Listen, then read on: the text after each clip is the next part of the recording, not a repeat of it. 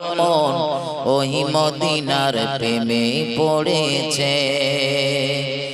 ওই মদিনা এই মনকে, ওই মদিনা এই মনকে বন্দি করেছে। আমার পাগল মন ওই মদিনার প্রেমে পড়েছে। আমার পাগল মন ওই মদিনার প্রেমে পড়েছে। জানি না ওই মদিনায় কি আছে মধু, মদিনা মদিনা বলে কান্দি যে শুধু। জানি না ওই মদিনায় কি আছে মধু, মদিনা মদিনা আমায় করেছে জাদু। জানি না ওই মদিনায় কি আছে মধু, মদিনা মদিনা আমায় করেছে জাদু। বিশ্ব জগৎ নবীর প্রেমে, বিশ্ব জগৎ নবীর প্রেমে পাগল হয়েছে। আমার পাগল মন ওই মদিনার প্রেমে পড়েছে। আমার পাগল মন ওই মদিনার প্রেমে পড়েছে। আল্লাহুম্মা সাল্লি আলা সাইয়্যিদিনা ওয়া আলা আলি সাইয়্যিদিনা।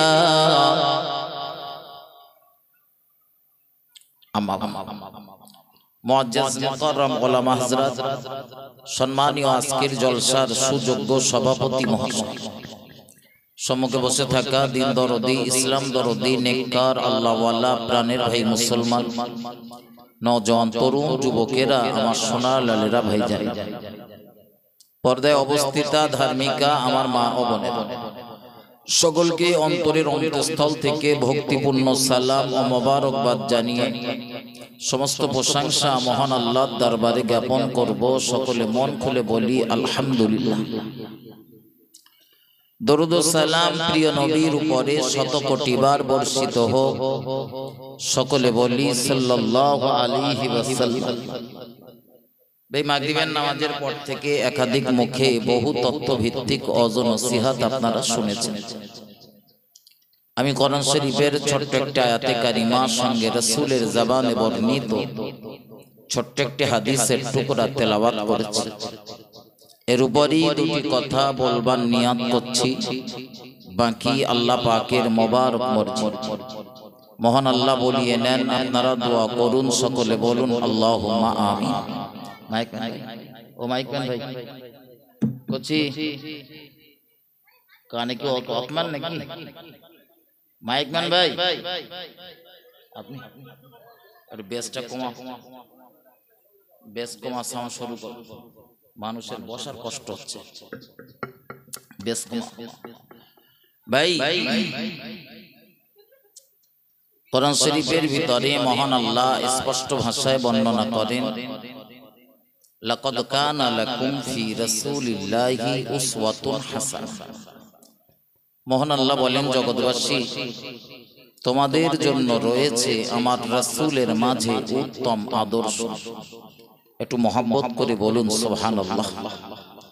ভাই, আমার বক্তৃতার একদম সূচনাতে আমি নিবেদন করছি, রাস্তাঘাটে, দোকান পাশারিতে, বাড়িতে যারা ইতস্ততা করছেন, একটু মেহরবানি করে মজলিসে আসুন। মজলিস খুব বেশিক্ষণ চলবে না, এই একটা ঘন্টার একটু হয়তো 10-20 মিনিট বেশি সময় মজলিসটা চলতে পারে।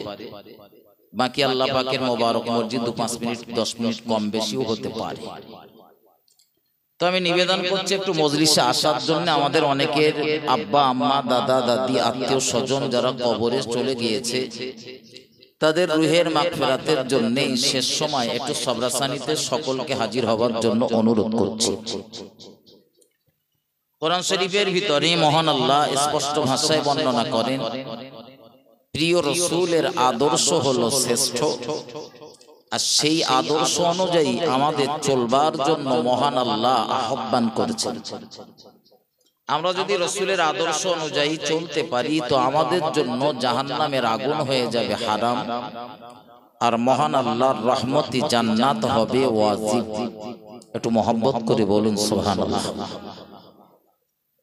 পৃথিবীর বুকে যদি রসুলের আদর্শকে আমরা আঁকড়ে ধরতে পারি তো এই পৃথিবীর বুকে আমরা ইজ্জত সম্মান প্রাপ্ত হব, মৃত্যু পরবর্তীকালীন জিন্দেগিতে আমরা সফলতা লাভ করব।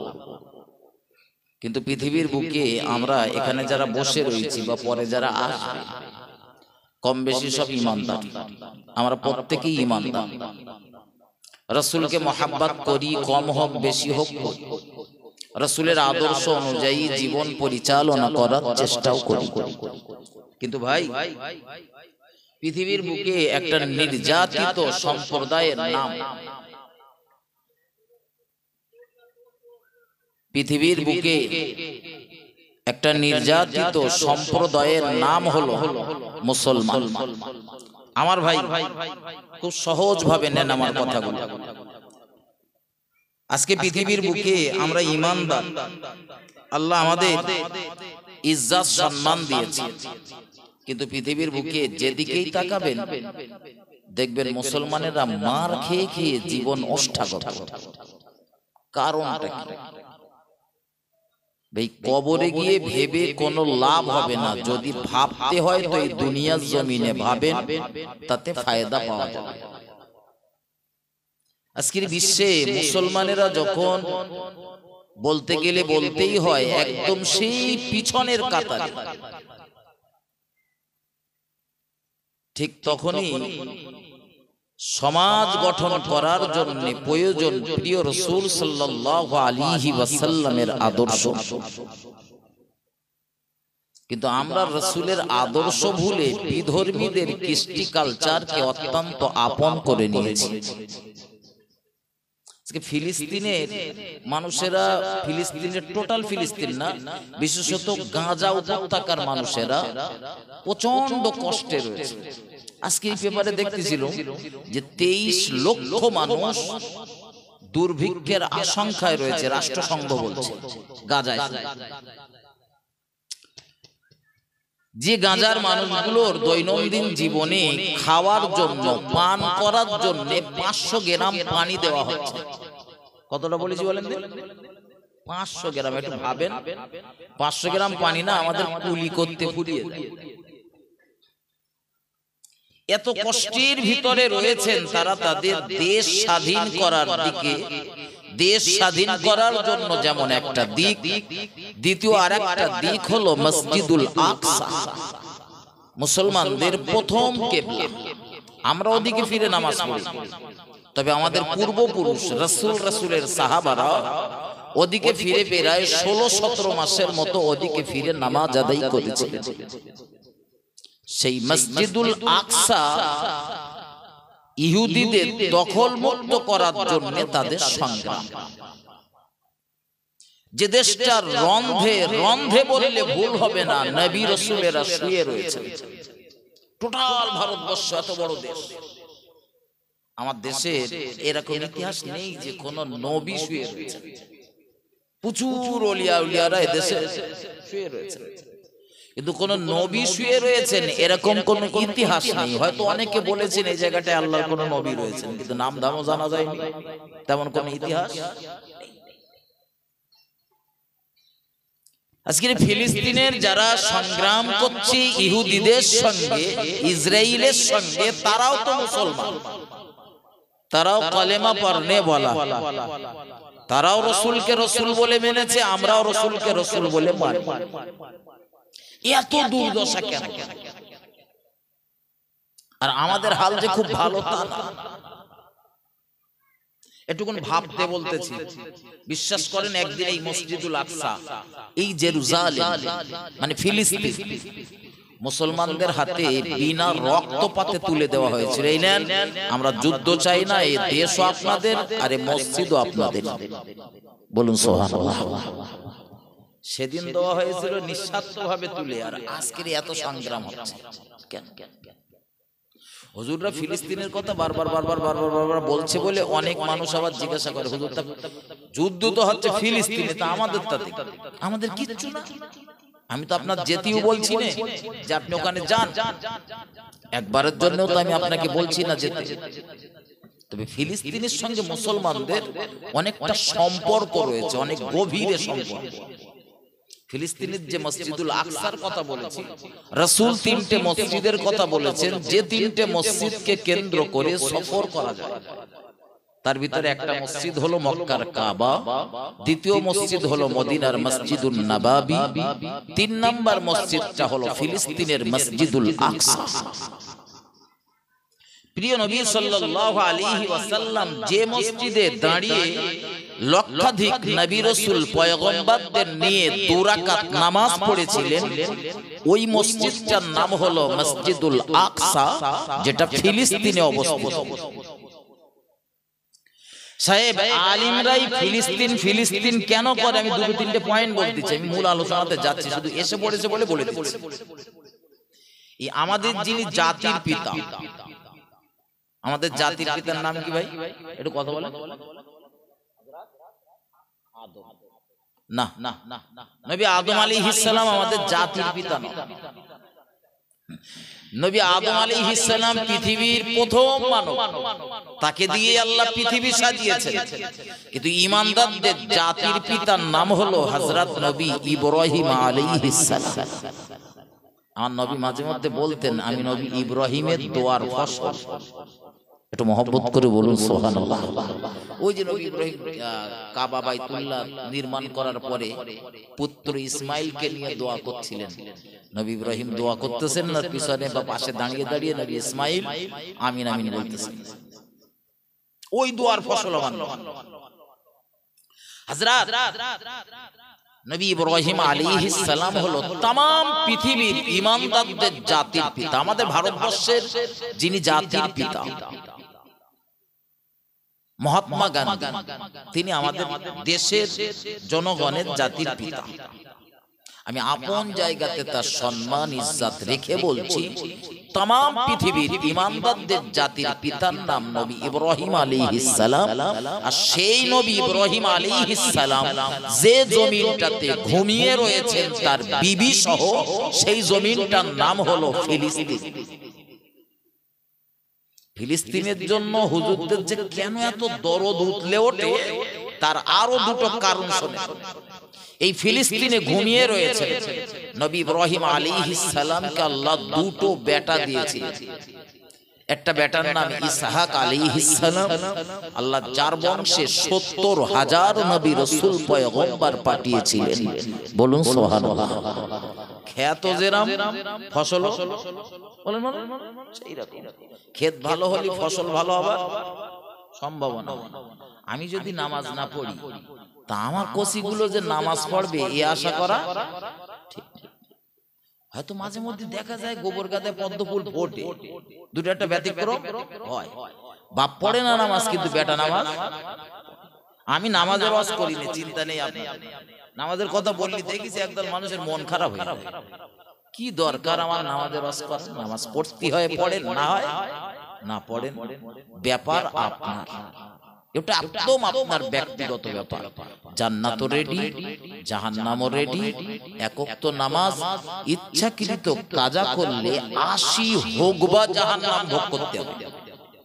কতদিন বলেছি বলেন? মানে 2-3 মিনিট পানা নাকি বলেন?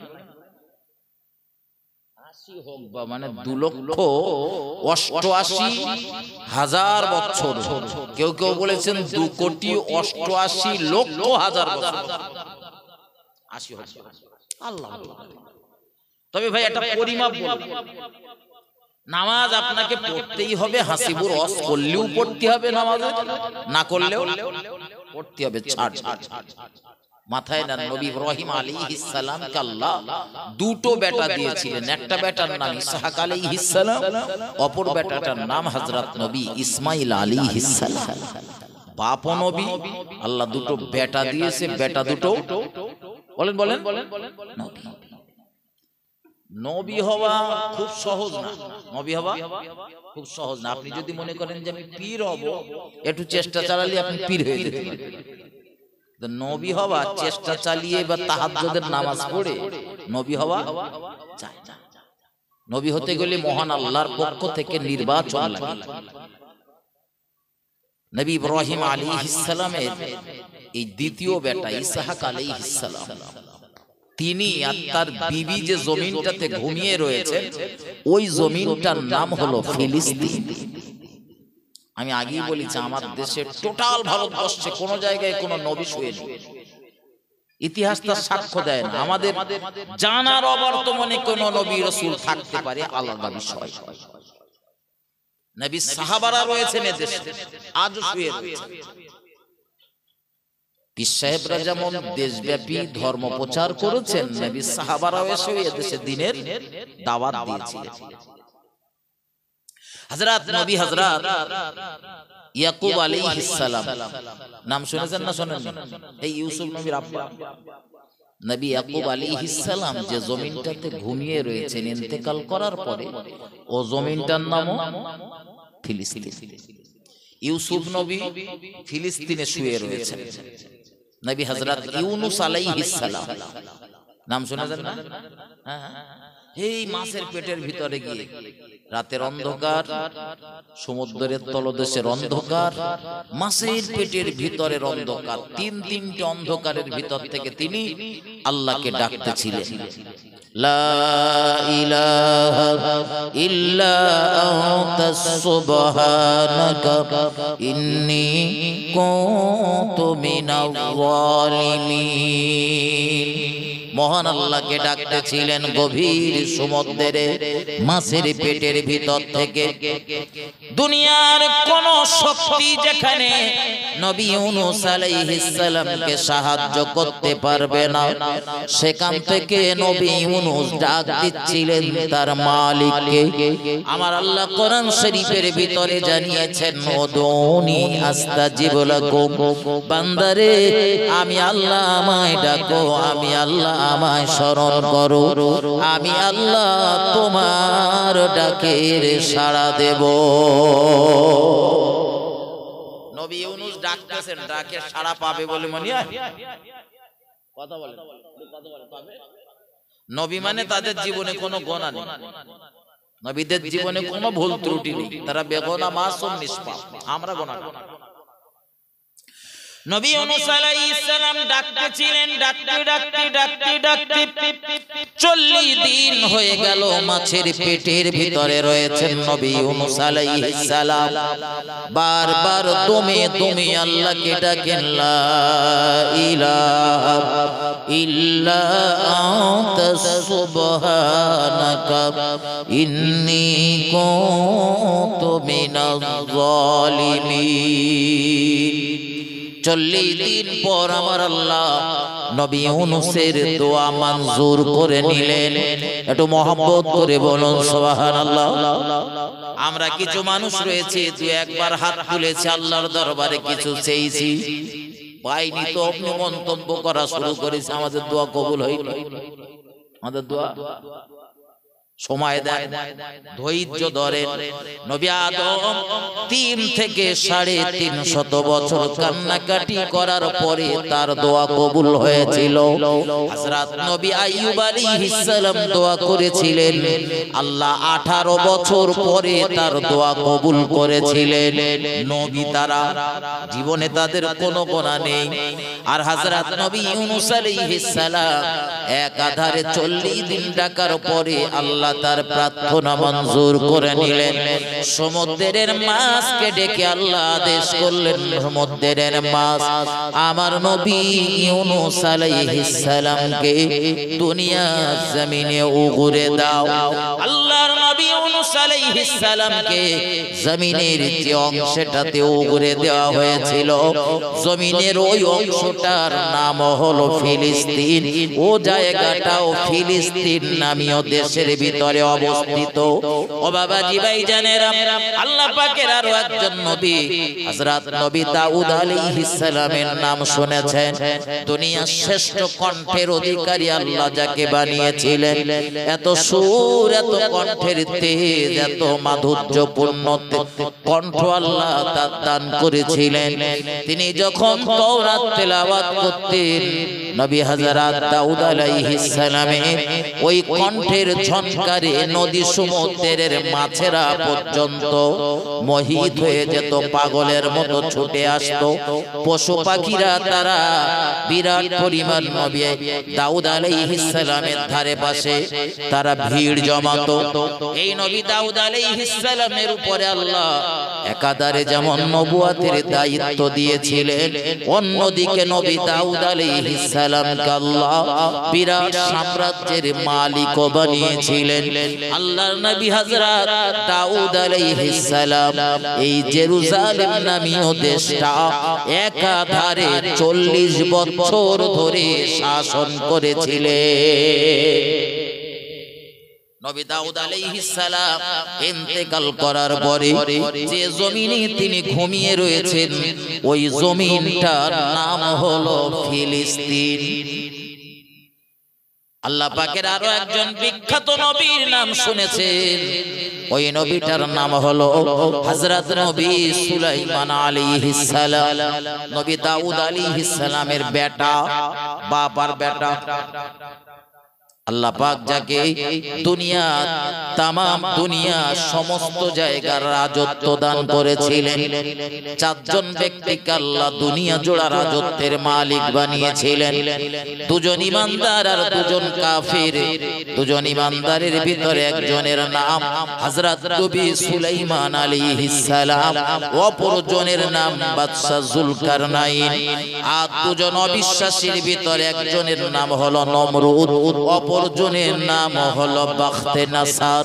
যে বাখতে নাসারের নেতৃত্বে এই মসজিদুল আকসাকে ভেঙে দেওয়া হয়েছিল। একদিনে জেরুজালেম শহরটা ভেঙে পুড়িয়ে ছাই করে দেওয়া হয়েছিল। একদিনের ভিতরে 70,000 ইমানদারদেরকে মার্ডার করা হয়েছিল। টোটাল দিনের ভিতরে 1 লক্ষ মানুষকে বন্দী করে জেরুজালেম থেকে বাবেল শহরে নিয়ে যাওয়া হয়েছিল। ওই সম্রাটটার নাম হলো সম্রাট বাখতে নাসার। আমার ভাই ও বাবাজিরা, আমার ইতিহাস আপনাদের শোনাবো না, মূল আলোচনাতে যাব। শেষ কটা কথা মাথায় নেন। আল্লাহর নবী হযরত সুলাইমান আলাইহিস সালাম তিনি রাজত্ব পরিচালনা করেছিলেন এই জেরুজালেম থেকে একাধারে 30 বছর। আর তিনিও ইন্তেকাল করার পরে হযরতের লাশ জেরুজালেমের বাইতুল মুকাদ্দাসের ওই এরিয়ার পাশে তার মাজার রয়েছে। বন্ধুরে আমার, একটা একটা করে ফিলিস্তিনের ইতিহাস বলতে গেলে মূল আলোচনায় আজ আমার ঢোকা হবে না, এজন্য কানে রাখতেছি। ফিরে চলুন। আমি গোড়ায় আপনাদেরকে বলতেছিলাম, মহান আল্লাহ কোরআন শরীফের ভিতরে জানিয়েছেন তার প্রিয় রাসূলের আদর্শ অনুযায়ী আমাদের চলার জন্য আহ্বান করেছেন। যদি প্রিয় রাসূলের আদর্শ অনুযায়ী আমরা জীবন পরিচালনা করতে পারি, আমাদের জন্য মহান আল্লাহর আযাবে জাহান্নাম হারাম হয়ে যাবে। একটু মহব্বত করে বলুন সুবহানাল্লাহ। বিশ্ব নবীর জীবনের দিকে তাকিয়ে দেখুন, টোটাল লাইফে নবী উম্মতের জন্য অসংখ্য আদর্শ রেখে গিয়েছেন। বলতে গেলে বলতে হয়, রান্নাঘর থেকে আর পার্লামেন্ট পরিচালনা করা পর্যন্ত সমস্ত জায়গায় নবী উম্মতের জন্য আদর্শ রেখে গিয়েছেন। একদম ক্ষুদ্র ক্ষুদ্র বিষয় যেখানে মানুষের নজর যাওয়া সম্ভব না, সেখানেও নবী উম্মতের জন্য আদর্শ রেখে গিয়েছেন। আপনি দুটো জুতো পায়ে দেবেন কিভাবে দেবেন সেটাও নবী শিখিয়েছেন, পেশাবখানে যাবেন কিভাবে যাবেন সেটাও নবী শিখিয়েছেন, আপনি মসজিদে যাবেন কিভাবে যাবেন, কিভাবে পার হবেন সব নবী আমার শিখিয়েছেন। আল্লাহ পাকের নবীর জীবনের দিকে তাকিয়ে দেখুন, মুহাম্মাদুর রাসূলুল্লাহ সাল্লাল্লাহু আলাইহি ওয়াসাল্লামের জীবনে কখনোই নবী ইচ্ছাকৃত একটা ওয়াক্তের জন্যও নামাজ কাজা করিনি। একটু মহব্বত করে বলুন সুবহানাল্লাহ। তবে যদি বলি নবীর জীবনে মোটেই নামাজ কাজা হয়নি, আমার বলা ভুল হবে, কারণ আমার নবীর জীবনে একাত ওয়াক্তের নামাজ কাজা হয়েছিল। কাজা হয়েছিল বলে আমাদের নসিব ভালো। একটু মহব্বত করে বলুন সুবহানাল্লাহ। যদি বলেন হুজুর নবীর নামাজ কাজা হয়েছে তাতে আবার আমাদের কপাল ভালো হলো কি করে? নবীর জীবনে নামাজ একাত ওয়াক্তের কাজা হয়েছিল বলে কাজা নামাজের নিয়ম পদ্ধতিটা আমরা পেয়েছি, অন্যথায় আমরা পেতাম না। আমার বন্ধু, আমি এই নামাজের কথা গোড়ায় বলতেছিলাম, আমি আপনাদের একবারও বলবো না নামাজ পড়ার কথা, কারণ নামাজ খুব সহজ বিষয় না। আমার আল্লাহ কোরআন শরীফের ভিতরে 6666টি আয়াতের ভিতরে মহান আল্লাহ 82 বার ঘোষণা করেছেন আকিমুস সালাহ, আকিমুস সালাহ, বান্দা নামাজ কায়েম করো, নামাজ কায়েম করো, নামাজ কায়েম করো। এবার একটু চিন্তা করে বলবেন নামাজ পড়া লাগবে না লাগবে না? আমি আপনাদের পড়তে বলতেছি, আমার বন্ধু নামাজ কত কঠিন বিষয়, একটা মশলা বলছি বুঝে নেন। যে নামাজ আমরা হেলায় নষ্ট করতেছি, এই নামাজ সম্পর্কে একটা মশলা বলছি, মাথায় নেন। আপনি কোন অত্যাচারী শাসকের কবলে পড়েছেন, কোন জুলুমবাজের কবলে পড়েছেন, ওই অত্যাচারী শাসক আপনার হাত দুটো শিকল দিয়ে কায়দা করে বেঁধে রেখে দিয়েছে, পা দুটো শিকল দিয়ে বাঁধা, কোনো মতেই আপনি হাতের বাঁধনও খুলতে পারছেন না, পায়ের বাঁধনও খুলতে পারছেন না। নামাজের রক্ত হয়ে গিয়েছে, নামাজের সময় হয়ে গিয়েছে, আপনি নামাজ পড়বেন বলে কর্তৃপক্ষের কাছে দাবি করেছেন, ভাই আমার হাত পায়ের বাঁধনগুলো খুলে দেন, ওযু করার জন্য আমার একটু পানি দেন, আমি একটু নামাজ আদায় করব। তারা এক বাক্যে জবাব দিয়ে দিল, তোমার হাতের বাঁধনও খোলা যাবে না, পায়ের বাঁধনও খোলা যাবে না, আর ওযু করার জন্য তোমার পানি দেওয়া হবে না। আপনি নিরুপায় হয়ে তাকে বললেন, ভাই পানি যখন দেবেন না তো এক টুকরা পবিত্র মাটি আমার দেন, ওই মাটিটা নিয়ে আমি তায়াম্মুম করব। ওরা আপনাকে এক বাক্যে জানিয়ে দিল তায়াম্মুম করার জন্যও আপনাকে মাটি দেওয়া হবে না। এমন পরিস্থিতিতে আপনার নামাজ পড়া লাগবে না লাগবে না?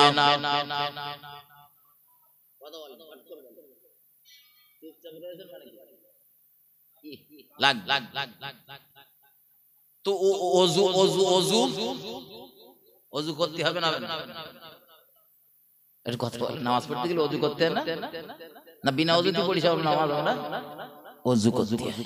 তোরা ওযুর পানিও দেবে না, আপনি ওযুর পরিবর্তে পানি পাচ্ছেন না বলে যে তায়াম্মুম করবেন সে সুযোগ নেই।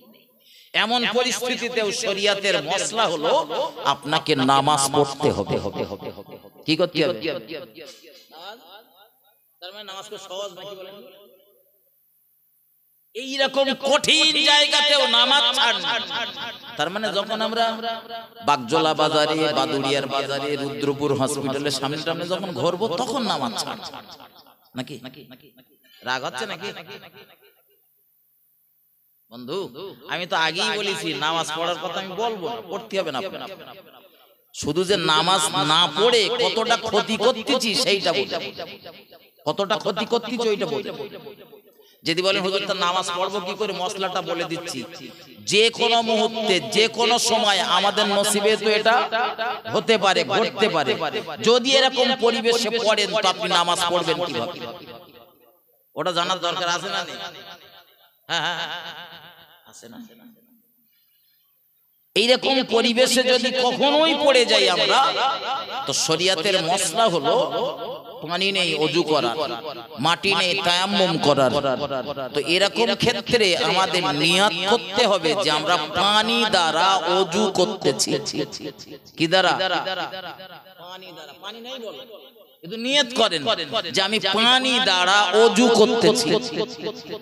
এইবারে ওযু ঠিক যেভাবে করে, ওই প্রথমে হাতটা একটু ধুয়ে নিলেন, কুলি করলেন, নাকে পানি দিলেন, মুখমণ্ডল ধৌত করলেন, মাথা মাসে হাতের কুনি পর্যন্ত ধুলেন, মাথা মাসা করলেন, পায়ের টাকনু পর্যন্ত ভালো করে কষতে কষতে ধুয়ে নিলেন। এই যে পদ্ধতিগুলো, প্রত্যেকটা কাজ করার আগে আপনি ফের মনে মনে নিয়াত করেন যে আমি কুলি করতেছি পানি দ্বারা, আমি নাকের ভিতরে পানি দিচ্ছি, আমি মুখমণ্ডল ধৌত করতেছি, আমি মাথা মাসা করছি। এইভাবে ওযু কমপ্লিট, একদম ওযু শেষ পর্যন্ত যে পানি দ্বারা পা ধুচ্ছি, ওযু কমপ্লিট। এবারে শরিয়াতের মসলা হলো, যদি আপনি বসতে পারেন, বসে রয়েছেন, বেঁধে রেখেছে, উঠতে পারছেন না, তো ওই বসে ইশারা ইঙ্গিতে হলেও নামাজ পড়ুন, নামাজের নিয়াত করুন, ইশারা করে নামাজ পড়ুন। দাঁড়িয়ে রয়েছেন, বসতে পারছেন না, ওই অবস্থায় দাঁড়িয়ে ইশারা করে আপনাকে নামাজ পড়তে হবে। তার মানে নামাজ খুব সহজ বিষয় নাকি? বদরের প্রান্তে রাসূল গিয়েছেন 700 মুজাহিদ নিয়ে, তারও কিছু বেশি মুজাহিদ নিয়ে রাসূল মদিনা থেকে ফিরেছেন, মদিনা থেকে পার হয়েছে। এই 700 মানুষ আস্তে আস্তে আস্তে আস্তে আস্তে আস্তে পথের মাঝে কত মানুষ কত বাহানা দেখালো। এ বলল হুজুর আমার ছুটি দেন, আমার বাড়ি বাচ্চা রয়েছে। এ বলল আমার বাড়ি বিবি রয়েছে। কত মানুষ কত বাহানা দেখিয়েছে, আর পথে আস্তে আস্তে রাসূল তাদের সব ছুটি দিয়েছে, কারণ জোর করে আটকে রাখে না। যে ছুটি চেয়েছে তার ছুটি। এই ছুটি দিতে দিতে দিতে দিতে রাসূল যখন বদরের ময়দানে ঢুকেছে, তো তখন দেখা গেল বদরের প্রান্তে মুসলমানদের সংখ্যা রয়েছে 313 জন। পার হয়েছিল 700। আর এই রাসূলের কাছ থেকে ছুটি নিতে নিতে বদরের ময়দানে আর এসে হাজির হয়েছে 313 জন। এদের নিয়ে রাসূল যুদ্ধ করতেছেন, কিন্তু যুদ্ধ করতে করতে যুদ্ধের চরম পর্যায়ে রাসূল আদেশ করলেন, ও সাহাবারা, আল্লাহর দ্বীনের জন্য তোমরা জিহাদের ময়দানে দাঁড়িয়েছো, হয়তো বিবিকে বিধবা বানাবে, নইলে কলিজার টুকরা সন্তানগুলোরে এতিম বানাবে, অথবা মায়ের কোল শূন্য করতে হবে যে কোনো মুহূর্তে। তারপরেও আমি রাসূল বলছি তোমাদের নামাজ ছাড় নেই। যুদ্ধ করছো তাই কি নামাজ পড়তে হবে? এখন ভাই যুদ্ধের ময়দানে সব সাহাবা যদি একসাথে এসে নামাজে দাঁড়ায়, আর বিরোধী পক্ষের সৈন্যরা যদি চতুর্দিক থেকে এসে আক্রমণ করে, তা মুসলমান করার আর খুঁজে পাওয়া যাবে? এই জায়গায় নামাজ ছাড় হয়নি, এই জায়গায় নামাজ ছাড় হয়নি। সুতরাং রুদ্রপুরীর বাজারে গায়ে জামা গায়ে দিয়ে ঘুরলেই নামাজ ছাড় হবে না। তাতে আপনি হাসি মুখে দাওয়াত করলেন না করলেন কিচ্ছু যায় আসে না। এটা হক। নামাজ আমাদের প্রত্যেকের পড়া লাগবে। আমি ওয়াজ করলেও পড়া লাগবে, না করলেও। আমার ভাই ও বাবাজিরা, আমার আলোচনা একটুখানি এগিয়ে নিয়ে চলুন। আমি আল্লাহ পাকের নবী আদর্শের কথা বলছিলাম, খুব গভীরভাবে মাথায় নেন। বিশ্ব নবী মুহাম্মদুর রাসূলুল্লাহ সাল্লাল্লাহু আলাইহি ওয়াসাল্লাম, আমার নবী যখন দুনিয়া থেকে পর্দা নেবেন, বিদায় নেবেন, আল্লাহ নবী দুনিয়া থেকে চলে যাবার আগে, পর্দা নেবার আগে, আমার রাসূল বেশ কিছুদিন ধরে অসুস্থতার ভিতরে ছিলেন, প্রচন্ড কষ্টের ভিতরে ছিলেন। কখনো তিনি জ্ঞান হারিয়ে ফেলছিলেন, কখনো তিনি জ্ঞান ফিরে পাচ্ছিলেন। ও বাবাজি ভাইজানেরা, এখানে আরো একটা মশলা মাথায় রাখুন। আমরা যদি কোনো অবস্থাতে অজ্ঞান হয়ে যাই, বেহুশ হয়ে যাই, আমাদের নামাজ ছাড়। যদি বেহুশ হয়ে যায়, নামাজে রক্ত পেরিয়ে যাচ্ছে, বেহুশ হয়ে রয়েছে, নামাজ ছাড়। কিন্তু আল্লাহর নবী কখনো জ্ঞান ফিরে পাচ্ছেন, কখনো জ্ঞান হারিয়ে ফেলছেন, এমত অবস্থায় আমার নবীর জন্য নামাজ ছাড় নেই। ও বাবাজি ভাইজানেরা, আল্লাহর নবী মুহাম্মদুর রাসূলুল্লাহ সাল্লাল্লাহু আলাইহি ওয়াসাল্লামের জীবনে কোনো গুনাহ নেই, কোনো ভুল নেই, কোনো ত্রুটি নেই, কোনো অন্যায় নেই। আল্লাহর নবী জাহান্নামে যাবে না, বরং আমার নবী জাহান্নামের দরওয়াজাতে গিয়ে দাঁড়ালি জাহান্নাম নিভে যাবে। ও বাবাজি ভাইজানেরা, এমন একজন নবীর উম্মত মহান আল্লাহ আমাদেরকে বানিয়েছেন, যে নবী জান্নাতের উদ্বোধন না করে দিলে তাম দুনিয়ার কোন নবী রাসূল পয়গম্বরেরাও জান্নাতে যেতে পারবে না। আল্লাহ নবী মুহাম্মদুর রাসূলুল্লাহ সাল্লাল্লাহু আলাইহি ওয়াসাল্লাম নবী আমার অসুস্থতার ভিতরে রয়েছেন, তবে দেখা গেল আল্লাহর নবী মুহাম্মদুর রাসূলুল্লাহর সেই যে একজন রমণী, একজন ইহুদি মহিলা বিষ প্রয়োগ করেছিলেন আল্লাহর নবীকে খাদ্যর সঙ্গে, সেই বিষের ক্রিয়া আজ আমার নবী শুরু হয়েছে। ও বাবাজি ভাইজানেরা, আল্লাহ পাক যদি কাউকে হায়াত দেন, দুনিয়ার কোনো বিষ কারো কোনো ক্ষতি করতে পারে না, তবে মৃত্যু যদি ওই জায়গায় থাকে কোনো বিষের দরকার হবে না, সে এমনি এমনি মরবে। ঠিক না বল? হযরত নবীর প্রিয় সাহাবা হযরত আবু বকর রাদিয়াল্লাহু তাআলা রাসূলুল্লাহর ইন্তেকাল করার 2.5 বছর পরে তিনি ইন্তেকাল করেছিলেন। ওয়াজ আমি ভুলিনি, কোথায় কোনটা ছেড়েছি সব শোনাবো ইনশাআল্লাহ। হযরত নবীর প্রিয় সাহাবা আবু বকর রাদিয়াল্লাহু তাআলা আমার নবী বাল্যকাল থেকে গোটা জীবনের সঙ্গী। আমার নবী থেকে আবু বকরের বয়সের হেরফের ছিল 2.5 বছরের। আবু বকর একটু ছোট আর আমার নবী একটু বড়। ও বাবাজি ভাইজানেরা, বয়সের দিকে হযরত আবু বকর সিদ্দিক আকবর রাদিয়াল্লাহু তাআলা হুজুর যখন ইন্তেকাল করছিলেন, ওই ইন্তেকালের সময় হযরত আবু বকর নবী সাহাবাদের সঙ্গে বলছিলেন, ও নবী সাহাবারা, হিজরতের রজনীতে সেই যে গুহার ভিতরে একটা বিষধর সাপ দর্শন করেছিল, আল্লাহ নবী জানতে পারার পরে তার মুখে লালা থুতু লাগিয়ে দিয়েছিল। আল্লাহ পাক ওই অবস্থাতে ও বিষ পানি করে দিয়েছিল, কিন্তু সেই বিষের ক্রিয়া আমি আবু বকর আজ আমার দেহের ভিতরে শুরু হয়েছে। সেই গুহার ভিতরে যে যন্ত্রণায় আমি কাতরাচ্ছিলাম, সেই যন্ত্রণা আজ আমার পেয়ে বসেছে। ও নবী সাহাবারা, আমি আবু বকর মনে হয় আর বাঁচব না, আমি দুনিয়া থেকে বিদায় নেব, পর্দা নেব। ও বাবাজি ভাইজানেরা, হযরত আবু বকর দুনিয়া থেকে পর্দা নিলেন।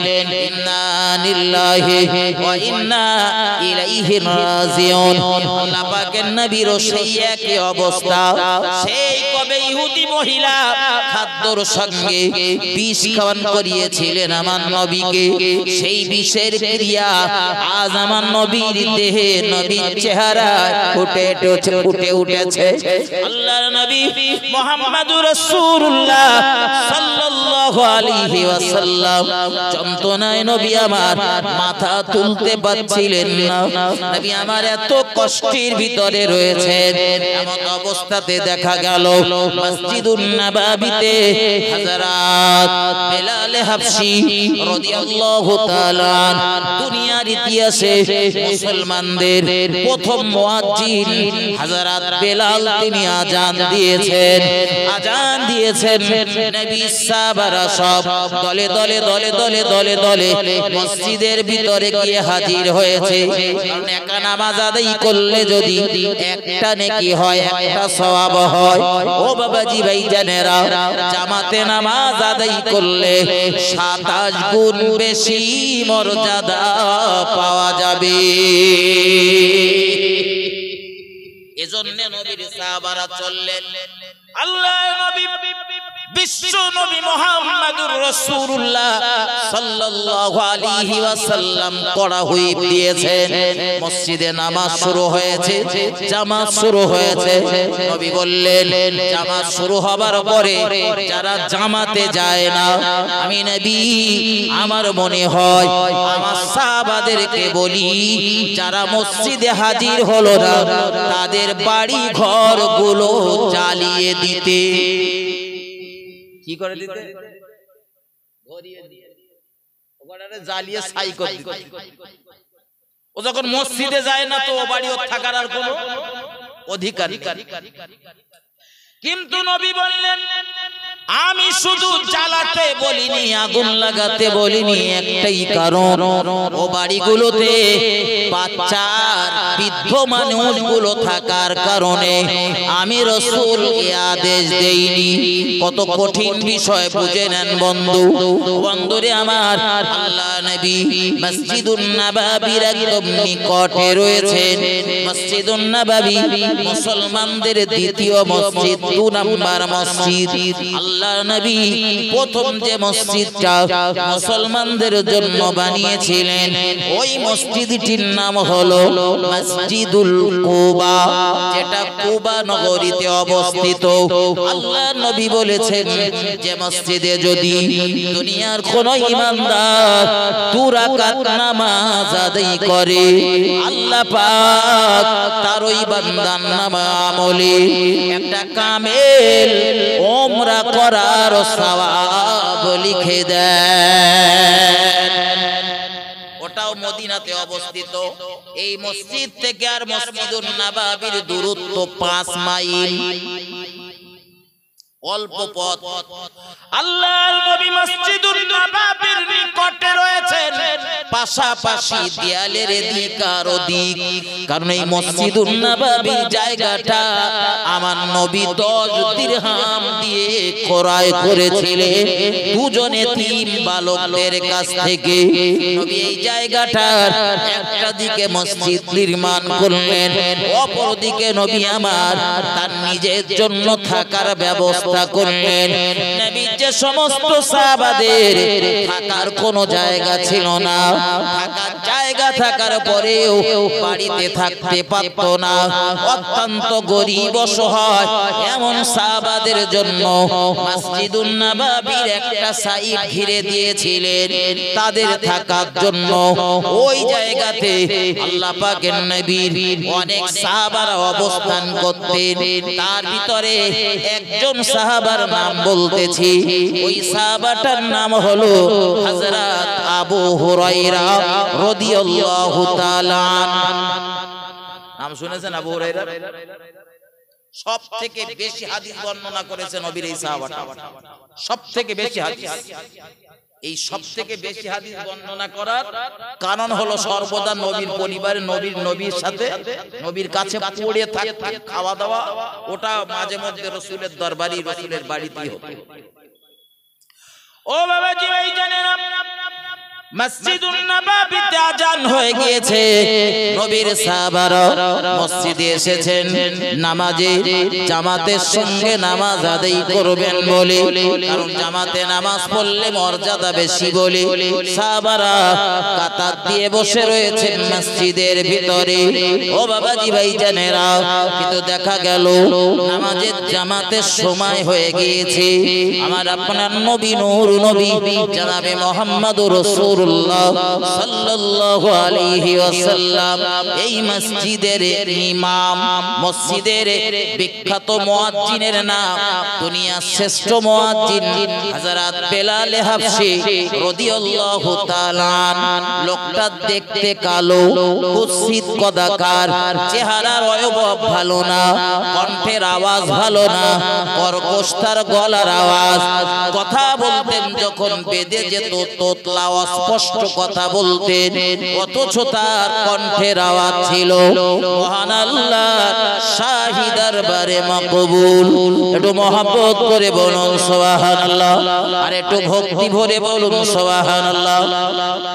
এজন্য মানুষের বাহ্যিক আবরণ থেকে বিচার করতে নেই। গতকালকে আমি কলম পত্রিকাতে দেখতেছিলাম, এই শুক্রবারের দিন একটা দিন দুনিয়া বলে একটা পেজ দেয়, তো ওই পেজে দেখছিলাম যার বাড়ি রয়েছে গিয়ে দেখে আসবেন, হ্যাঁ একটু খেয়াল করে নেবেন। একটা ছোট্ট একটা গল্প তুলে দিয়েছে একদম কয়েকটা লাইনে। তো একজন শাসকের পিরিয়ডে, শাসকটার নাম কি সুলেমান নাকি একটা নাম দিয়েছে, আমার স্মরণ আসতেছে না, সেই শাসক একদিন ছদ্মবেশে তার রাজত্ব ঘুরতে বার হয়েছে। মানে তিনি রাতের বেলা কোন একটা স্বপ্ন দেখেছেন আর তার কারণেই তিনি বার হয়েছেন দেখতে এলাকা। এই এলাকা পরিদর্শন করতে গিয়ে দেখতে পেল যে একটা জায়গাতে গিয়ে দেখছেন একজন মানুষ মারা গিয়েছে। আমার দিকে ধ্যান দেন, গভীরভাবে আলোচনাটা নেবেন। লোকটা মারা গিয়েছে, তো তার দাফন করার জন্য, কবর খোঁড়ার জন্য, জানাজা নামাজ পড়ার জন্য কেউ রাজি হচ্ছে না। জানাজার নামাজ পড়ার জন্য কেউ বিশ্বাস করেন আমার দেশের ইমাম সাহেব গুলো যদি বসিরহাট হুজুরির লেখা এই ফতোয়া একবার মারে না, ও চাকরির সঙ্গে সঙ্গে বটতলায় চলে যাবে। যদি ইমাম সাহেব বলে যে বেনামাজিগা নামাজ আমি জানাজার নামাজ পড়াতে পারবো না, ও চাকরি থাকবে।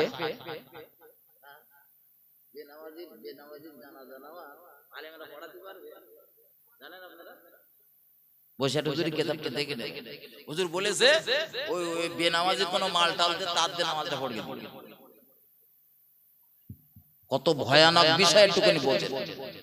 তো এই লোকটার জানাজাতে কেউ অংশ নিতে চাচ্ছে না, কারণ কি?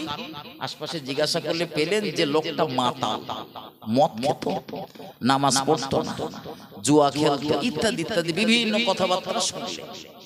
এই সব কথাবার্তা শোনার পরে বাদশার মনে কিছু জানার আগ্রহ তৈরি হলো।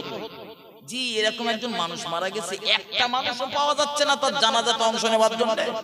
যাই ওর বাড়ি, তোর বাড়ি গিয়ে দেখলো বিবি খুব ক্রন্দন করছে, খুব কাঁদছে। বিবিটারে জিজ্ঞাসা করলো যে কিছু মনে নেবেন না, এই আপনার স্বামী কেমন ছিল? স্বামী কত ভালো ওটা সব থেকে ভালো বলতে পারে, বলেন বলেন বিবি। আর বিবি কত ভালো ওটা সব থেকে ভালো বলতে পারে বন্ধু। জিজ্ঞাসা করলেন যখন, তো বিবি তখন বললো যে হুজুর দুনিয়ার মানুষ জানে যে আমার স্বামী মাতাল, আমার স্বামী মাতাল, কিন্তু আমি তার বিবি বলছি আমার স্বামী মাতাল ছিল না। একটু মহব্বত করে বলুন। সারা দেশের লোক বলতেছে মাতাল, আর তুমি বলতেছো মাতাল না। বলে হ্যাঁ আমি বলছি তো মাতাল। বলছি এরা যতগুলো কথাবার্তা আমার স্বামীর নামে তোহমত দিয়েছে, একটাও আমার স্বামী আদর্শের সাথে মিলেনি।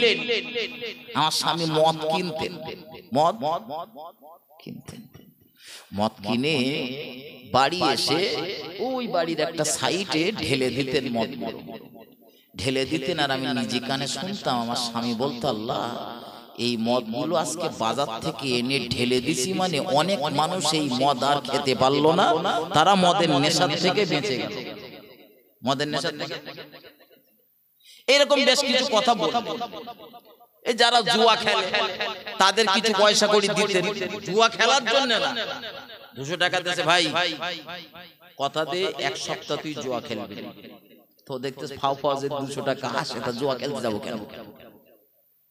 তো তিনি বলছেন যে হযরত আমি মাঝে মধ্যে আমি আমার স্বামীকে বলতাম যে আপনি যে এই সমস্ত কর্ম করে বেড়াচ্ছেন, আর দেশের লোক জানে আপনি মাতাল, আপনি মারা যাওয়ার পরে কেউ আপনার জানাজা নামাজ পড়বে, কেউ ধারে পাশে আসবে না। তো আমার স্বামী মাঝে মধ্যে বলতো শোন, দুনিয়ার কেউ আমার নামাজ পড়ুক আর না পড়ুক, আমি কথা দিচ্ছি আমার জানাজার নামাজ পড়াবে এ দেশের যিনি শাসক বাদশা, সে পড়াবে এ দেশের নামাজ। আর আমার জানাজার নামাজ পড়ানোর জন্য দেশময় ডিক্রি জারি করে এত বড় জানাজা আমার হবে, তুই কল্পনা করতে পারিস না, এ দেশে এত বড় জানাজা কোনোদিন প্রতিষ্ঠিত হয়নি। দেখা গেল একদম লোকটার কথা সত্য। সম্রাট তখন মহিলাটারে আশ্বস্ত করে বললেন, মা কাঁদবেন না, আমাদের দেখে হয়তো আপনি চিনতে পারছেন না, কিন্তু আমি হলাম এদেশের বাদশা, আমি এসেছি আপনার স্বামীর জানাজা পড়া, আর আমি দেখতেছি কি আপনার স্বামীর জানাজা না পড়ে থাকে। বাদশা যদি হুকুম জারি করে এই এলাকার লোকের জানা যায় জাতি হবে, যদি না যায় কপালে মুসিবত আছে না। তো হুকুম জারি করে দিয়েছে, দেখা গেল তার জানাজা কমপ্লিট হয়ে গেল। আমি যেটা বোঝাতে চাচ্ছি, দেশের লোক জানতো মাতাল, দেশের লোক জানতো মাতাল, কিন্তু বিবি সার্টিফিকেট দিচ্ছে যে আমার স্বামী আমার চোখের সামনে বা আমার অবর্তমানে আমি কখনোই দেখিনি আমার স্বামীকে এক ফোঁটা মদ পান করতে। একটু মহব্বত করে বলুন সুবহানাল্লাহ। এইজন্যই সব সময় মানুষের বাহ্যিক আবরণ দেখে বিচার করতে নেই, করলেই আপনি ঠকবেন। হযরত বেলাল হাবশী রাদিয়াল্লাহু তাআলা মসজিদুন নববীর প্রথম মুয়াজ্জিন শুধু না, তামাম দুনিয়ার ঈমানদারদের ভিতরে তিনি হলেন প্রথম মুয়াজ্জিন। তিনি দিয়েছেন আযান, আর ওই মসজিদের যিনি ইমাম, দুনিয়ার শ্রেষ্ঠ ইমাম হযরত মুহাম্মদুর রাসূলুল্লাহ সাল্লাল্লাহু আলাইহি ওয়াসাল্লাম। নসিব তাদের কত ভালো, শ্রেষ্ঠ মুয়াজ্জিনের আযান শুনে মসজিদে আসতো, শ্রেষ্ঠ ইমামের পিছনে তারা নামাজ আদায় করত। এজন্যই তো কবি কি সুন্দর করে বলেছেন, জন্ম আমার নবীর যুগে হলে কেমন হতো, জন্ম আমার নবীর যুগে হলে কেমন হতো, দুনয়নে রাসূল পাক দেখিলে কেমন হতো, জন্ম আমার নবীর যুগে হলে কেমন হতো। আসতো ভেসে হযরতে বেলালে মধুর আযান, যে আযানে ছিল এমন প্রেম মুগ্ধ রহমান, দয়ার নবীর পিছে নামাজ পড়লে কেমন হতো, দয়ার নবীর পিছে নামাজ পড়লে কেমন হতো। আল্লাহুম্মা সাল্লি আলা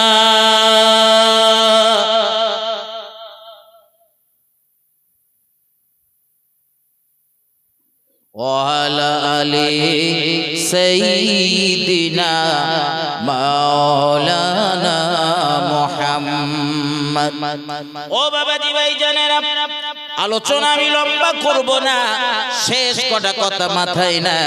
আল্লাহ পাকের নবী ওই মসজিদুন নববীর পাশে রয়েছেন, পাশাপাশি হুজুরা, অথচ মসজিদে নামাজের সময় হয়ে গেল, আমার নবী মসজিদে এলো না। মসজিদে ভরপুর নবী সাহাবারা নামাজ পড়বে, কিন্তু নবী মসজিদে আসেনি।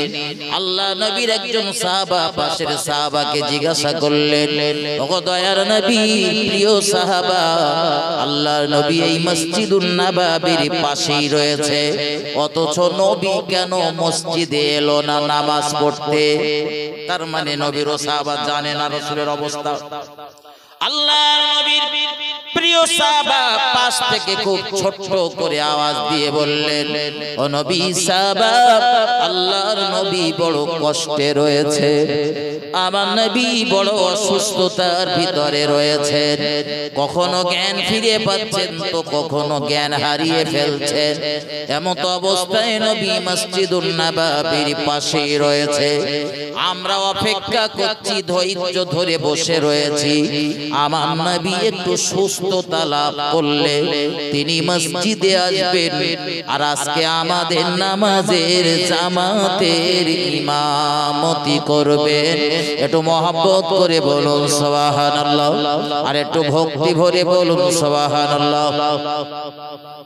আমরা ইমাম মুয়াজ্জিনের সঙ্গে কি আচরণ করি আর রাসূলের সাহাবাদের আচরণটা শিক্ষা নেন। আল্লাহর নবী মুহাম্মদুর রাসূলুল্লাহর আরো একজন বিখ্যাত সাহাবা ঠেলে উঠলেন, হযরত আবু বকর রাদিয়াল্লাহু তাআলা। তিনি দাঁড়িয়ে বললেন, ও নবীর সাহাবারা, দেখতে দেখতে নামাজের সময় শেষ লগ্নে এসে হাজির। কত সময় বসে রয়েছে ভাবেন। আমার মসজিদে 2 মিনিট ইমামের আসতে দেরি হলি তখন মেজাজ ঠিক থাকে না, অথচ ইমাম যে কি জন্য 2 মিনিট দেরি করেছে ও আমাদের বোঝার ক্ষমতাও অনেকের নেই। ঠিক বলছি না? সেদিন দেখতেছিল একটা মসজিদে নামাজের সময় হয়ে গেছে, তো ইমাম সাহেব গেছে পেশাব ফিরতে, 2-1 মিনিট বাকি রয়েছে, ইমাম সাহেব পেশাব ফিরতে গেছে। তো কটা মুসল্লি তখন দেখেছো হুজুর এতক্ষণ বসেছে, আর যেই নামাজ পড়ানোর সময় হয়েছে আর হুজুর এবার গেছে পেশাব ফিরতে। কেন পেশাবটা আগের থেকে ফিরে রাখা যায় না?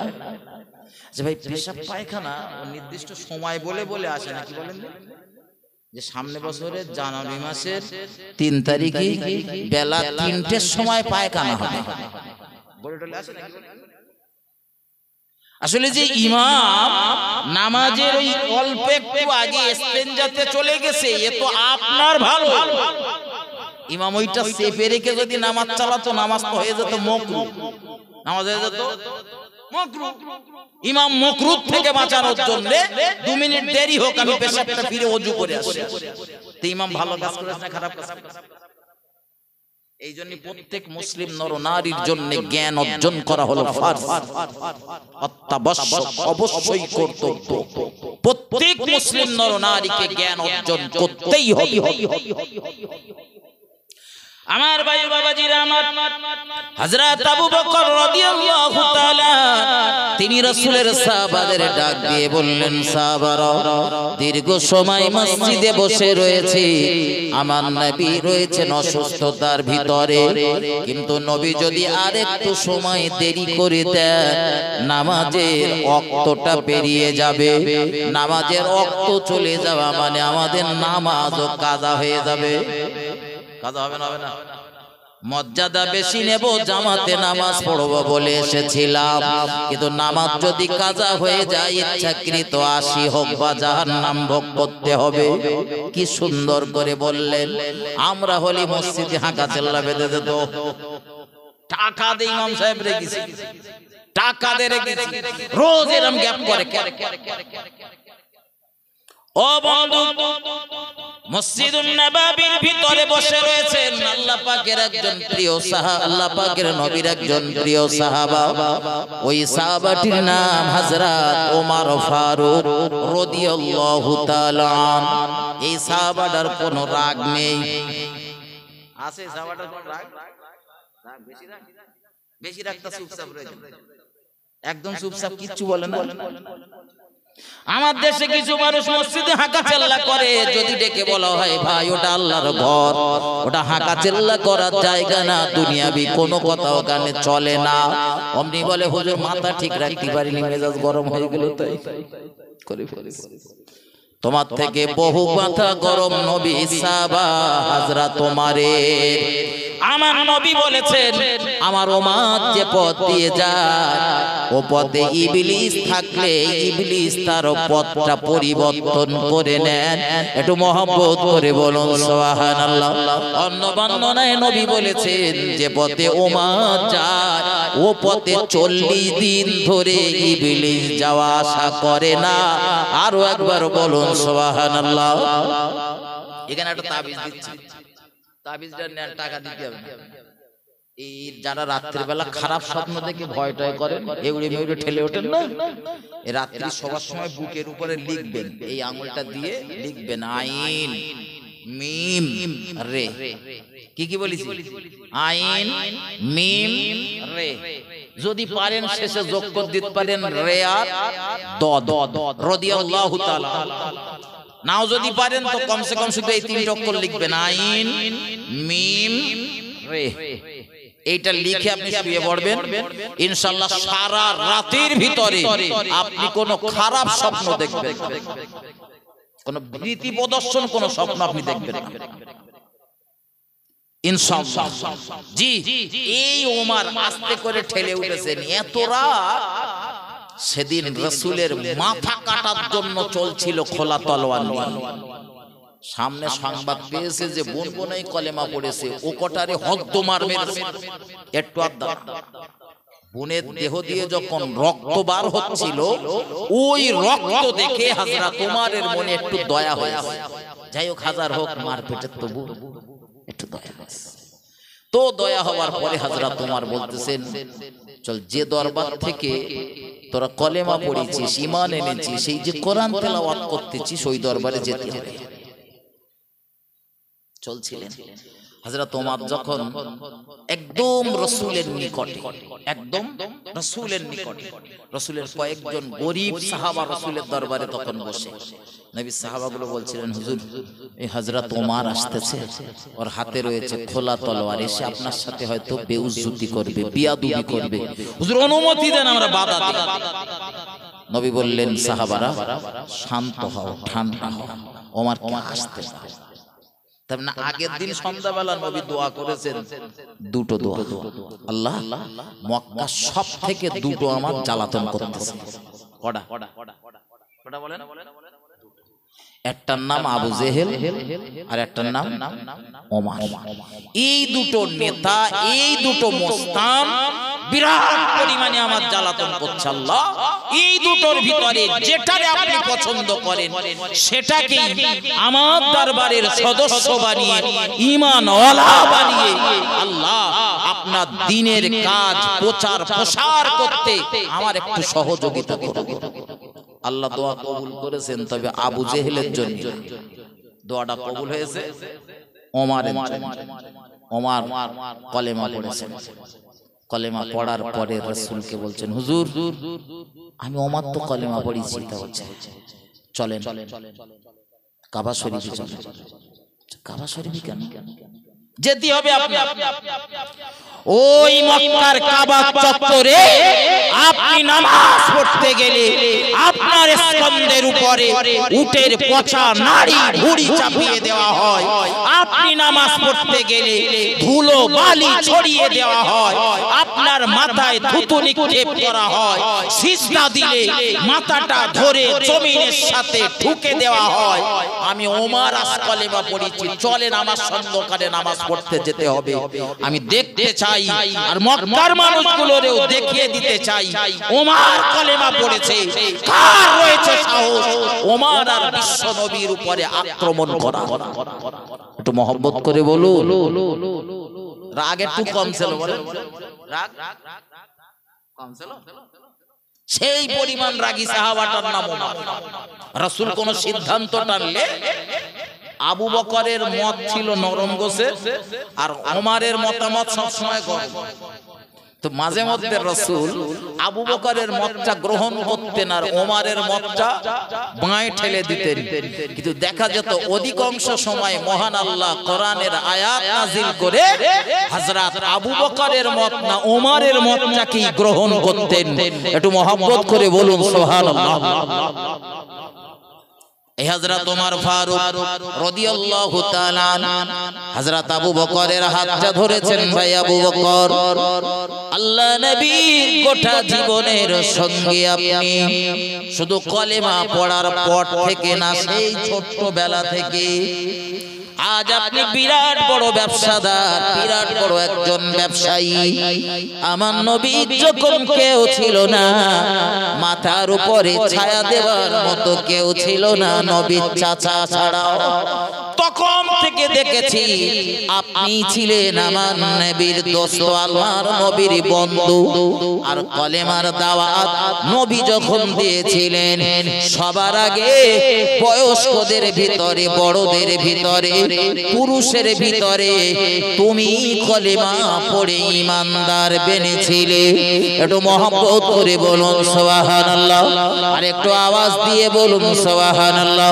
ও বাবাজি ভাইজানেরা, হযরত ওমর ওমর ফারুক আবু বকরের হাতটা ধরে ডাক দিয়ে বললেন, ভাই আবু বকর, নবী যখন মসজিদে এলো না, আজ তোমার কাছে আমার দাবি, ওই মসজিদের মেহরাবে তুমি দাঁড়িয়ে যাও আর আমাদের নামাজের ইমামতিটা করে দাও।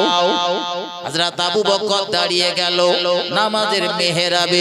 ইমাম যে জায়গাটায় দাঁড়িয়ে নামাজ পড়ায় সমান যে জায়গাটা, ওই জায়গাটার নাম মেহরাব।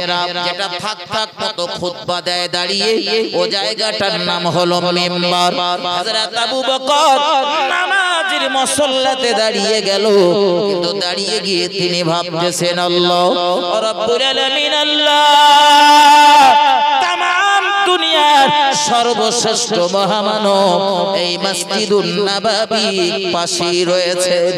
আল্লাহ, যে মহামানবের ওসিলায় আমি আপনার দ্বীন পেয়েছি, কোরআন পেয়েছি, ইসলাম পেয়েছি, আপনাকে আল্লাহ আল্লাহ আল্লাহ বলে ডাকতে শিখেছি। রব্বুল আলামিন, আল্লাহ আজ আমার নবী বড় অসুস্থতার ভিতরে রয়েছে। আমি আবু বকর নামাজের মুসল্লাতে দাঁড়িয়ে গিয়েছি। আমি নামাজ শুরু করার পর আল্লাহর নবী যদি আমার পিছনে নামাজ পড়ার জন্য ইক্তেদা করে, রব্বুল আলামিন, আমি আবু বকর বিশ্ব নবীর সঙ্গে বেউজ্জতি করা হবে। আমার নবী পিছনে আমি আবু বকর গোটা জীবন নামাজ পড়েছি, তো আজ যদি আমার পিছনে দুনিয়ার শ্রেষ্ঠ ইমাম নামাজ পড়ে, আমার নবীর মর্যাদাহানি হবে। হযরত আবু বকরের চোখের কোণায় পানি মসজিদুন নববীর মেহরাব থেকে মসজিদুন নববীর দরওয়াজার দিকে তাকিয়েছে। শেষবারের মতো দেখে নিলেন মসজিদুন নববীতে নবী আসতেছেন কিনা। আল্লাহর নবী যদি মসজিদে আসে, আমি আবু বকর নামাজ পড়াবো না, আমার নবী নামাজ পড়াবেন, আর আমি আবু বকর হয়ে যাব আমার নবীর পিছনের মুক্তাদি। একটু মহব্বত করে বলুন সুবহানাল্লাহ, আর একটু ভক্তি ভরে বলুন সুবহানাল্লাহ। হযরত আবু বকর নামাজে দাঁড়িয়ে গিয়েছেন, মসজিদের ভিতরে কোলাহল শুরু হয়ে গেল, হট্টগোল বেঁধে গেল, কথাবার্তা ফিস ফিস ফিস ফিস করে কথাবার্তা চলছে।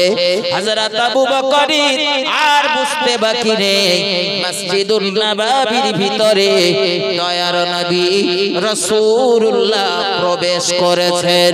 ও বাবাজি ভাইজানেরা, আল্লাহর নবী মুহাম্মদুর রাসূলুল্লাহ দুজনের কাঁধে ভর দিয়ে মসজিদুন নববীতে এসেছে জামাতের সঙ্গে নামাজ পড়বেন বলে।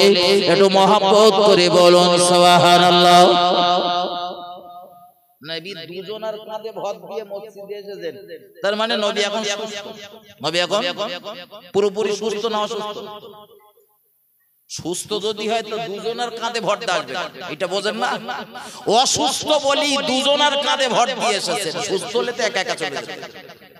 নবী মসজিদে এসেছেন, হযরত আবু বকর বুঝতে পেরে ইতস্ততা করতেছেন তিনি আর নামাজ পড়াবেন না। আবু বকর আর নামাজ পড়াবে না, সিদ্ধান্ত টেনতেছে যে নবী যখন এসেছে তো নামাজ পড়াবে, নবী আমি পেছনে। এখানে একটা মশলা মাথায় রাখেন, যারা ইমামের পেছনে নামাজ পড়ে জামাতের সাথে নামাজ পড়লে মর্যাদা 27 গুণ বেশি, কিন্তু যারা একদম ইমামের পেছনে দাঁড়ান, জামাত শুরু হলি ইমাম সোজাসুজি যারা দাঁড়ান, তারা না একটু সতর্কতার সাথে দাঁড়াবে, নামাজের বিষয়ে একটু অর্থাৎ জেনে বুঝে তারপরে ইমাম সোজাসুজি দাঁড়াবে, নাইলে যে কোনো মুহূর্তে আপনি ফেঁসে যেতে পারেন। কিরকম ভাষা?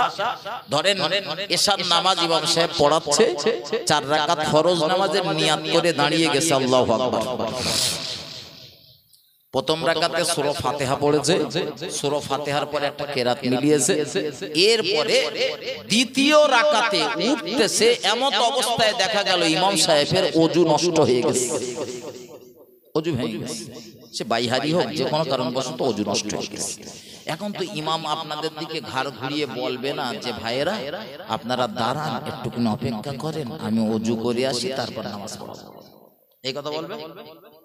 ইমামের মসলা হলো, ইমাম যদি নামাজ পড়াতে পড়াতে ইমামের ওযু নষ্ট হয়ে যায় তো ইমাম সঙ্গে সঙ্গে ওই ইমাম সোজাসুজি যে ব্যক্তিটা রয়েছে প্রথম কাতারে ওই ব্যক্তিটাকে ইমাম ঠেলে দেবে ইমামের জায়গায়, আর ইমাম চলে আসবে প্রথম কাতারে। এবারে যদি দুটো তিনটে কাতার পিছনে থাকে তো ইমাম আবার দ্বিতীয় কাতার থেকে ওই সোজাসুজি একজনকে প্রথম কাতারে তুলে দেবে, ইমাম চলে যাবে দ্বিতীয় কাতারে। এইভাবে একজনকে সামনে ঠেলবে আর ইমাম পেছনে যাবে, চলতে চলতে ইমাম বাইরে বেরিয়ে যাবে ওযু করতে। ততক্ষণে যে লোকটা ঠেলে দিয়ে গেছে ওই লোকটার নামাজ পড়া কার বলেন? যারে ইমাম ঠেলে দিয়ে চলে গেছে। এখন যে মুসল্লি ঠেলে দিয়েছে ভাই, ও ইমামের পেছনে দাঁড়িয়েছে, ও সুবহানাল্লাহ ছাড়া কিছু জানে না। সুবহানাল্লাহ আছে না নেই? এরকম 10 বছর 20 বছর নামাজ পড়তেছে, এখনো সূরা ফাতিহা পায় না, আছে না নেই? প্রমাণ রয়েছে, আমি গাঁজা টেনে বলতিস না, বলো প্রচুর প্রমাণ রয়েছে। ওই 4-6টা শব্দের দোয়া সানা তাই অনেকে পড়তে পারে আমার ভাই। এখন ইমাম তো এক রাকাতে সূরা ফাতিহা পড়েছে, তারপরে একটা কেরাত মিলিয়েছে, তো দ্বিতীয় রাকাতেও সূরা ফাতিহার একটা কেরাত মিলাতে, আর ও তো সুবহানাল্লাহ ছাড়া আর কিছু জানে না, বেউজ্জতি হবে না? হবে না? এই জন্য একদম ইমাম সোজাসুজি যে ব্যক্তিগুলো দাঁড়াবেন, একটু নামাজের বিষয় একটু আধটা জেনে বুঝে দাঁড়াবেন, নাহলে নামাজের 12টা হয়তো সেদিন বেজে যাবে। ওরা কিচ্ছু জানে না, ইমাম সাহেব ওরকম আস্তে করে এসে ওর হাতটা ধরে ঠেলে দিচ্ছে। আচ্ছা, ও কি সহজে যাবে বলে সেইরাম হাঁকা চেল্লা বাজিয়ে দেবে, ইমাম সাহেব নামাজ পড়াতে পড়াতে তোমার আবার কি হলো, আমার হাত ধরে টানাটানি হচ্ছে। নামাজে 12টা।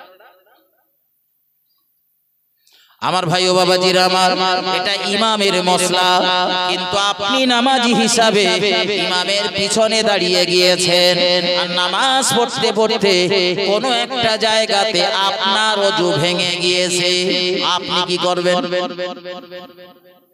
ইমামের মতন এরকম নাকি? ইমামের মসলা আলাদা, মুসল্লির মসলা আলাদা।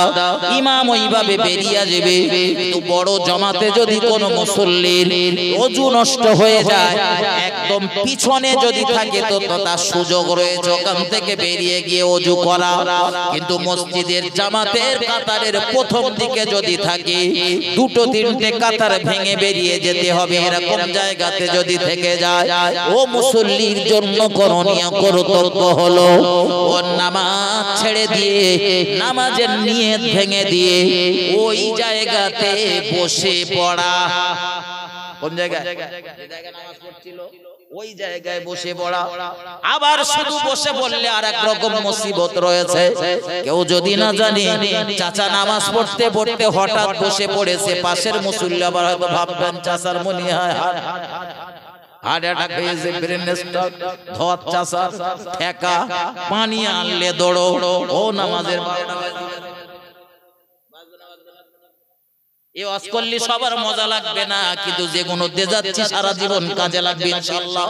কবরে সবার আগের দিন পর্যন্ত কাজে লাগবে, ব্রেনে ঢোকার। এমন মুসিবত বা বেউজ্জতি হবার ভয় যদি আপনার থাকে, নামাজের নিয়ত ভেঙে দেন, নামাজের নিয়তটা নষ্ট করে দেন। যে ইমাম যেভাবে নামাজ পড়াচ্ছে ওইভাবে শুধু রুকু সিজদা যা করতে হয় করেন।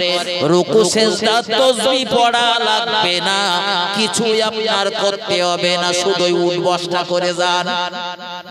এবার ইমাম যখন সালাম ফিরিয়ে দেবে, আপনি উঠে বেরিয়ে যান, ওযু করে নামাজ পুনরায় পড়ুন। আপনার বলো নামাজ হয়নি? বিনা ওযুতে সেটেছে, ওই জন্য নামাজ হয়নি। বন্ধুরা আমার, হযরত আবু বকর পিছিয়ে আসবেন, কিন্তু মুহাম্মাদুর রাসূলুল্লাহ দুনিয়ার শ্রেষ্ঠ মুফতি আমার নবী পিছন থেকে ইশারা করলেন, ইঙ্গিত করলেন, আবু বকর, ও আবু বকর, পিছনে আসা দরকার নেই, একটুখানি চেপে দাঁড়াও, আমি রাসূলুল্লাহ তোমার পাশে বসে বসে নামাজ আদায় করব। হযরত মুহাম্মদুর রাসূলুল্লাহ আবু বকরের পাশে বসে নামাজ কমপ্লিট করলেন, সমাধা করলেন। এখান থেকে আরো একটা শিক্ষা নেন, আমার নবী এত কষ্টে রয়েছেন, কখনো জ্ঞান হারিয়ে ফেলছেন, কখনো জ্ঞান ফিরে পাচ্ছেন, বিশেষ যন্ত্রণায় নবী অস্থির হয়ে রয়েছেন, মাথা ঠিক মতো উঁচু রাখতে পারছেন না। এমন অবস্থাতে নবী মসজিদে ঢুকেছেন, আবু বকরের পাশে বসে নামাজ আদায় করেছেন। আমার নবী নামাজ পড়ার জন্য বলো চেয়ার নেয়নি। আমার দেশে চেয়ারের বিরাট আমদানি আছে না রে, মসজিদ বলে যেন মানায় না চেয়ার না থাকলে সারাদিন সব কাজ করতেছে, সমস্যা নেই, শুধু নামাজ পড়ার সময় চাচার একটা চেয়ার লাগবে। আমি বলে যাচ্ছি বন্ধু, মাথায় না, চেয়ারে নামাজ পড়লে আপনার নামাজ হবে কি হবে না ওটা আমার আল্লাহ ভালো জানেন, তবে চেয়ারে নামাজ পড়া কখনো হারাম আর কখনো শর্ত সাপেক্ষে জায়েজ। আমার নবীর প্রিয় চেয়ার ছিল, নবী চেয়ারে বসে বক্তৃতা করেছেন, কিন্তু চেয়ারে বসে কখনো নামাজ পড়েননি। ও বন্ধু, সুতরাং চেয়ারে নামাজ পড়তে গেলে আপনাকে কিছু কাজ করতে হবে। নাম্বার 1 কাজ হলো এলাকার ভালো একজন মুফতি সাহেবের দ্বারস্থ আপনাকে হতে হবে। এ চেয়ারে নামাজের রজের কথা বললে আবার কেউ কেউ বলে হুজুর মক্কায় দেখে এসেছি, মদিনায় দেখে এসেছি, কত লোক চেয়ারে নামাজ পড়ে। আমি বন্ধু, তুমি চেয়ারটাই দেখেছো, চেয়ার খাড়া করতে গেলে যে ফতোয়া লাগে সেটা তো তুমি দেখোনি।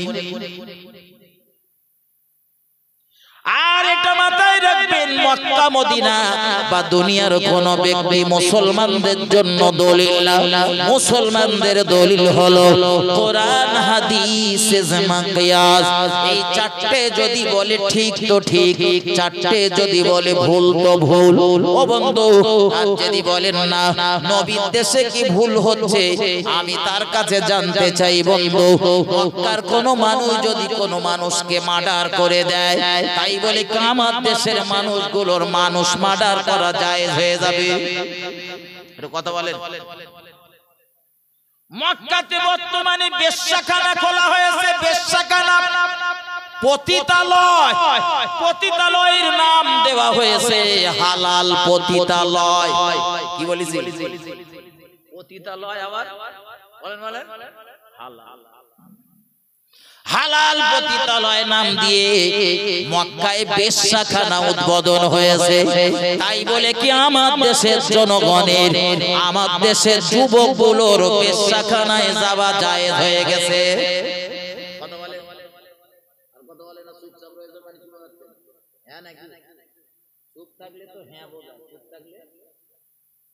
একদম চুপ থাকলে হ্যাঁ বোঝায়, সব জায়গায় চুপ থাকতে নেই, চলবে না। বন্ধুরা আমার, আপনি চেয়ারে নামাজ পড়েন, আল্লাহ না করুন হাসিবুর কেউ হয়তো পড়তে হতে পারে কোনদিন, তবে চেয়ারে নামাজ পড়তে গেলে একটা কাজ আপনার করা লাগবে। কোন ভালো মুফতি সাহেবের কাছে আপনাকে যেতে হবে, আর ওই মুফতি সাহেবের কাছে গিয়ে একটা দরখাস্ত জমা দেবেন, সুন্দর করে লিখবেন, মাননীয় মুফতি সাহেব মহাশয়, আমি সারাদিন সাইকেল চালাই, তখন আমার কোনো সমস্যা হয় না, ঘন্টার পর ঘন্টা যখন মাটি কাটি তখন আমার আমার কোনো সমস্যা হয় না।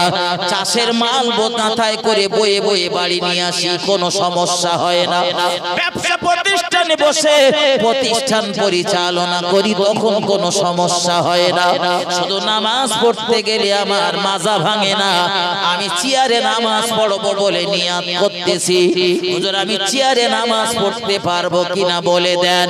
হুজুর যদি আপনার অনুমতি দেয় যে আপনি চেয়ারে নামাজ পড়তে পারবেন তো পারবেন, আর মুফতি সাহেব যদি বলে আপনার চেয়ারে নামাজ জায়েজ নেই তো জায়েজ নেই। কিন্তু আমার দেশে যারা চেয়ারে নামাজ পড়ে, ও বন্ধু, এরা একটাও বলো মুফতি সাহেবের কাছে যায় না, এরা নিজেরাই মুফতি সাজে। ঠিক বলছি না? আমার বন্ধু, এজন্য চেয়ারে নামাজ পড়ার আগে সকলের কাছে নিবেদন, একটু মুফতি সাহেবের কাছ থেকে অনুমতি নিয়ে তারপরে চেয়ারে নামাজ পড়বেন। একটু মহব্বতে দরুদ আল্লাহুম্মা সাল্লি আলা সাইয়্যিদিনা মাওলানা ওয়া আলা আলি সাইয়্যিদিনা। ও যার কদম চুমে ধন্য আরো সিদরাতে মুনতাহা, মারহাবা মারহাবা বলো মারহাবা মারহাবা। যার কদম চুমে ধন্য আরো সিদরাতে মুনতাহা, মারহাবা মারহাবা বলো মারহাবা মারহাবা। দয়ার নবী মিরাজ রাতে